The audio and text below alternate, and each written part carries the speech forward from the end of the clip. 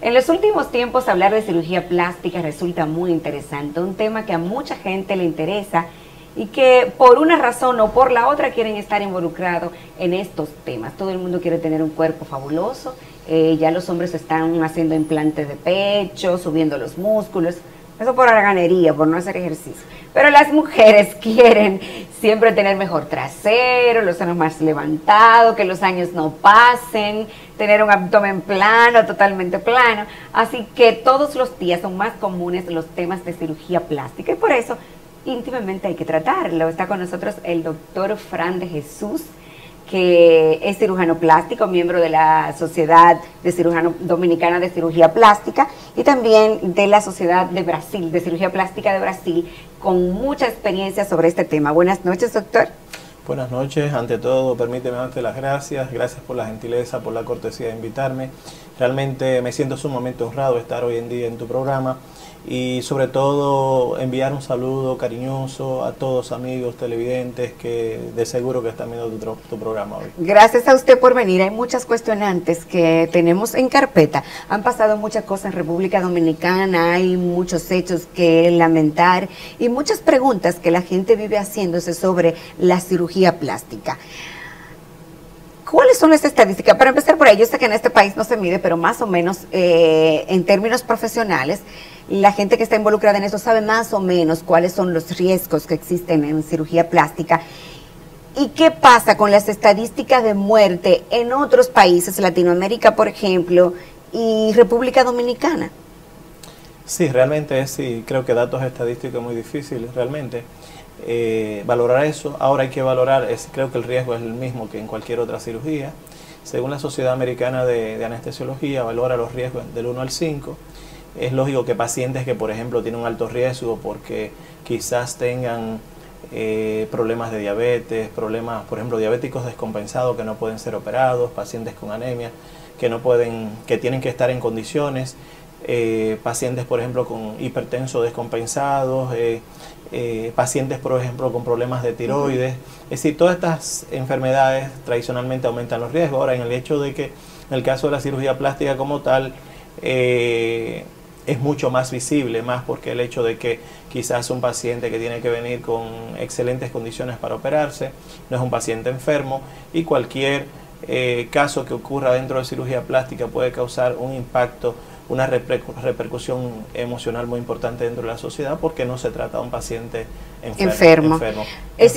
Enfermo, perdón, desde el punto de vista somático, porque hay una enfermedad que es una parte psicológica en la cual, por ejemplo, cualquier defecto físico puede traer como consecuencia una repercusión psicológica importante en un paciente. El paciente sencillamente sentirse triste por el hecho de que no puede convivir con este defecto.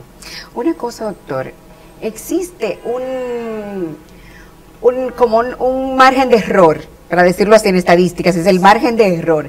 ¿Existe ese margen de error para las cirugías en todo el mundo? ¿Es igual para las demás cirugías que para la cirugía plástica? ¿Es lo mismo? Claro, es igual. Es decir, los patrones que elegimos tradicionalmente son los mismos parámetros. Es decir, ante todo hay que ser médico, no debe olvidarse que es médico primero. Ahora, ocurre más frecuentemente cuando se violan las normas. Es decir, sobre todo, por ejemplo, las lipoesculturas, que hay que tener mucho cuidado cuando se ultrapasa más del límite de lo que es posible, más de un 27 a un 30% de superficie, cuando se retira más de un 10% del peso, hay que tener mucho cuidado. Estos pacientes pueden descompensarse desde el punto de vista hemodinámico y hay que estar encima de ellos, es decir, hay que... Le oigo. No, lo que te concluya. Sí.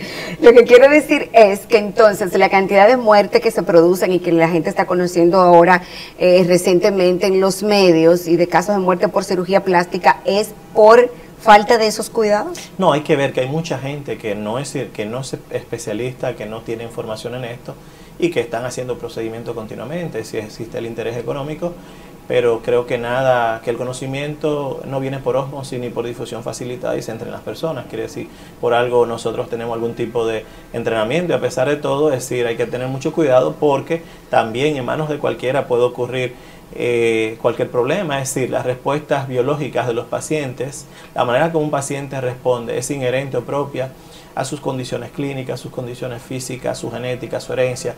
Usted puede colocar un medicamento en cualquier paciente y encontrarse que tradicionalmente le hace una reacción que no era lo más casual. Ahora, lo ideal es estar preparado para resolver esa situación. Hay casos, por ejemplo, hay que ver que dentro de una cirugía no solamente se involucra el cirujano como cirujano, es decir, el cirujano plástico, está también otros especialistas, donde está el anestesista, donde está, por ejemplo, el cardiólogo, donde está el neumólogo. Es decir, que es un paciente que no es solo de un paciente, no es solo de un médico, es decir, que hay que ver cuál es la causa. En el caso, por ejemplo, de los anestesistas, hay que tener mucho cuidado de estar pendiente continuamente, de estar manejando los parámetros de signos vitales, si el paciente está respirando bien, si la saturación de oxígeno está bien, si los signos vitales están bien. Es decir, que es una responsabilidad. Creo que no hay cirugías que sean sencillas. Una cirugía, por muy sencilla que sea, hay que tener mayor cuidado, el mayor respeto por el paciente y tomar todas las medidas del lugar, porque todo puede ocurrir. ¿No pasa, doctor, que las pacientes cuando llegan al consultorio quieren pedir algo que no se puede hacer y tal vez los médicos se dejan llevar por la exigencia del paciente, tal vez por no perder el paciente, y aceptan hacer más de lo que las reglas permiten? Claro, hay que ver, por ejemplo, existe la parte humana del médico, existe la formación, el aspecto ético. Cuando la medicina, por ejemplo, no en la cirugía plástica, puede ser en cualquier otra de la cirugía de la medicina. Cuando el médico va perdiendo la parte humana, aquí constituye un peligro porque se presta para hacer ciertas cosas que desde el punto de vista humano, del punto de vista médico, sería bastante difícil. A veces, por ejemplo, lo ideal es hacer no más de 2 cirugías. Por ejemplo, si tú violas un protocolo que dice que debes, como límite 2 cirugías y como máximo, si vas a hacer una mama, un abdomen, lo asocias con mucho a una liposcultura lateral y más nada. Si quieres intentar ultrapasar más de lo que es posible, entonces el paciente se te va a descompensar el punto de vista hemodinámico y que va a traer como consecuencia que lo vas a convertir en un paciente sano, en un paciente enfermo. Ahí tienes que tener una formación bastante sólida para manejar, es decir, cómo está el hematócrito, cómo está la hemoglobina, cómo está el sodio. Si el sodio eso es demasiado medir, doctor. Sí. Esos no son términos que manejaría cualquier persona de nuestra teleaudiencia, ¿o sí?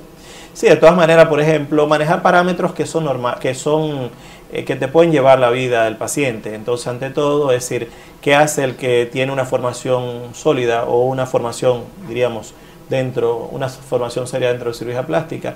No viola los parámetros porque sabe que se va a buscar un problema. Ahora, hay algo que lo puede llevar y es el aspecto económico, el hecho de que haya perdido la parte humana y piense más en el dinero. En este mismo sentido, entonces hace cosas que no son posibles, muchas veces dan precios muy baratos, terminan muchas veces no operando el profesional, sino pueden delegar su trabajo en otros que son asistentes. ¿Pasa eso, doctor?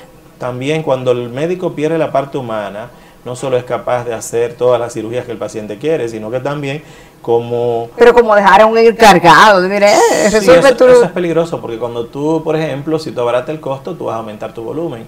Entonces, ¿qué sucede? Tú vas a dejar de invertir en algo que es seguridad para el paciente. En este mismo sentido, si tú tienes 3, 4, 5, 6 pacientes, muchas veces en esta sociedad se opera, en otro lugar quizás no lo he visto, es decir, pero hay profesionales que son capaces de tirar quizás la especialidad por el suelo, quizás porque el costo de su formación no fue muy fuerte. Aquellos que quizás hemos tenido que estar entre los muy pocos, porque tú no eliges ser cirujano plástico, realmente tú eres escogido entre un grupo. Creo que el primer examen que yo tomé para cirugía plástica éramos 160. Pero yo tengo que querer ser cirugía plástica, o sea, ¿cómo así que uno no elige? Sí, usted puede querer, pero si usted tiene que estar dentro del grupo selecto de los que van a ser elegidos. O sea, cumplir con ciertos requisitos que me permitan entrar. Sí, por ejemplo, un examen para cirugía plástica, primero tú tienes que ser o cirujano general o tener mínimo 2 años de cirugía general.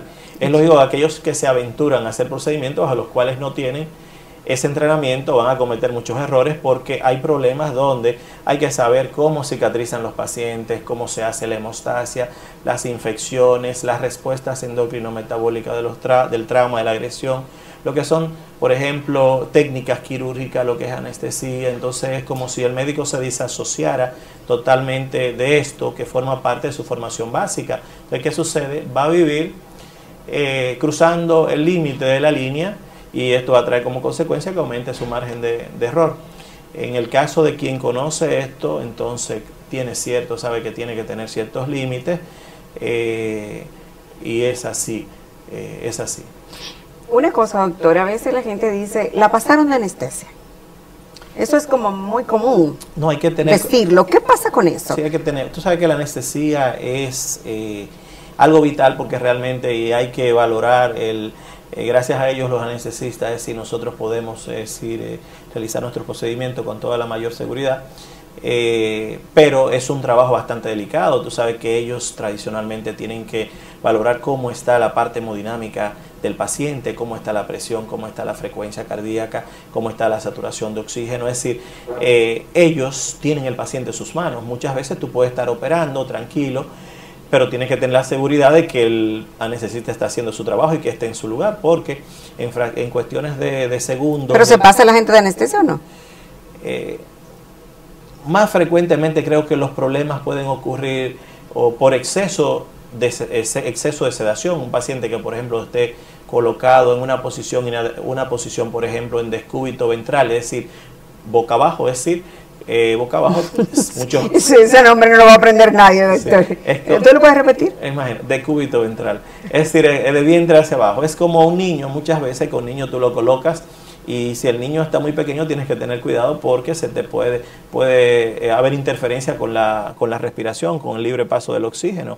Okay. En ese caso también los pacientes, si el paciente, por ejemplo, se relaja más de lo adecuado, la lengua tradicionalmente se va hacia atrás y el paciente no toma aire. Sí, no hay una interferencia en el flujo del aire, y esto puede traer como consecuencia un déficit de oxígeno, puede llevar a una hipoxia. O sea, son de todas las razones por las que un paciente puede morir en una cirugía. Sí, es decir, por ejemplo, el paciente te puede hacer por déficit de oxígeno una encefalopatía hipóxica, y te puede llevar a un daño, si tú no actúas rápido, a un daño cerebral importante. Y esto, el tiempo, doctor, en que tiene un paciente dormido, tal vez por la cantidad de procedimientos. Claro, es una pregunta sumamente importante. Es decir, después que una cirugía pasa más de 3 horas, más de 3, 4 horas, y hay que tener mucho cuidado. Tú sabes que uno realiza realmente un procedimiento y lo más lógico es que termine antes de ese tiempo. ¿Para cualquier procedimiento, doctor? Sí, claro. Hay cirugías que, por ejemplo, ya en el caso, por ejemplo, de la cirugía estética, no hay una justificación somática. Es decir, no es un paciente que tiene un problema orgánico que justifique esa cirugía desde el punto de vista psicológico. Ahora, cuando es una cirugía cardíaca, hay un paciente que ya quizás tiene algún problema de una oclusión, de alguna estenosis, o una oclusión quizás de una arteria importante, ya son cirugías que van a durar mucho más tiempo. O retirar, por ejemplo, muchas veces un tumor, como el caso de la neurocirugía, un tumor cerebral, conlleva con mucho más cuidado. Tiempo, que hay que hacerlo con mucho cuidado. Despacio. Esto se está poniendo muy técnico, doctor, muy científico, muchos términos. Y a veces la gente como que se abruma un poco. Vamos a ver qué dicen con Neris Grullón, que está en las calles, y cuando regresemos vamos a hablar de un tema un poquito más caliente y vamos a celebrar el sorbo de nosotros de esta semana con el doctor Frank. ¿Le parece? Seguimos.